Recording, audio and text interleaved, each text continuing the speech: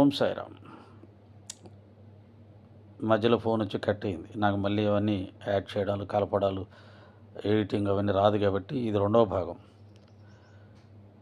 కాబట్టి కేవలం సనాతన ధర్మం అని యూట్యూబ్ ఛానల్స్ పేరు పెట్టేసుకొని వెనకాల డబ్బు సంపాదన లేదా ఇంకా రకరకాలమైనటువంటి దుర్మార్గమైన ఆలోచనలు, పనులు చేస్తూ సనాతన ధర్మాన్ని భ్రష్టు పట్టించే ప్రయత్నం చేస్తూ హిందూ మతానికి ఇబ్బంది కలిగించే పనులు చేస్తున్న వాళ్ళు కొంతమంది ఉన్నారు. అందరని నేను అనను.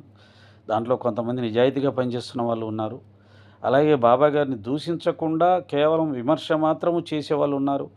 అది కొంతవరకు అంగీకార యోగ్యం. ఎందుకంటే విమర్శించే అధికారం ఎవరికైనా ఉంది. రాముని విమర్శిస్తున్నారు, కృష్ణుని విమర్శిస్తున్నారు. హిందువులుగా పుట్టి హిందువుల్లోనే చాలామంది రాముని, కృష్ణుని విమర్శించే వాళ్ళు ఉన్నారు. ఆ విమర్శ అనేది వ్యక్తిగత భావ ప్రకటన స్వేచ్ఛకు సంబంధించింది కాబట్టి ఓకే. కానీ దూషించే అధికారం ఎవరికీ లేదు. అలాగే లేనిపోని అపవాదులు వేసే అవకాశము ఎవరికీ లేదు. ఆ అర్హత ఎవరికి లేదు, అధికారం ఎవరికి లేదు. ఉన్నవి లేని కల్పించి ఆ వ్యక్తి యొక్క అంటే ఆయన లేరు, బాబాగారు ఇప్పుడు శరీరం వదిలిపెట్టారు కాబట్టి ఇక ఆయన మీద ఏమన్నా పర్వాలేదు అనుకుంటున్నారు. అలా ఏం కాదు. అదిగో షిరిడి సంస్థానం లాంటి వాళ్ళు ఉన్నారు. అలాగే కొంతమంది సాయి భక్తులు ఉన్నారు, సంస్థలు ఉన్నాయి. చూస్తూ ఏం ఊరుకో. అన్ని రకాల శక్తులు ఉన్నటువంటి వాళ్ళు సాయి భక్తులుగా ఉన్నారు కాబట్టి ఎవరిని వదిలిపెట్టరు. శృతి మించిన వాళ్ళందరినీ కూడా దారికి తీసుకురావడానికి ఉన్నటువంటి అన్ని అవకాశాలు ఉపయోగించుకుంటారు. కాబట్టి అనవసరంగా సమాజంలో అస్థిరతని క్రియేట్ చేయకూడదు. అలాగే ఒక సిద్ధపురుషుని వ్యక్తిత్వాన్ని కించపరచకూడదు. అది సనాతన ధర్మానికి గౌరవప్రదం కాదు.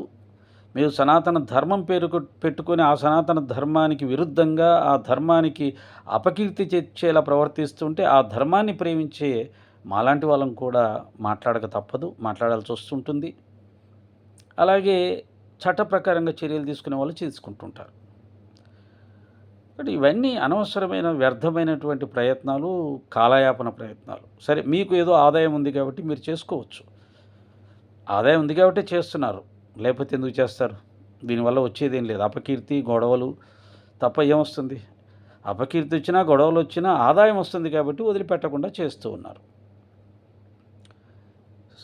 ఆ విధంగా చేయడం అనేది తప్పు. ఇప్పుడు ఆ సత్యభామ గారు రియలైజ్ అయ్యి ఈ విధంగా ఆలోచించారు. మేము ఎన్నోసార్లు చెప్పాం, అనేకసార్లు వీడియోలో చెప్పాం. ఎంతోమంది మహాత్ములు, సిద్ధపురుషులు, ప్రవచకులు, పండితులు,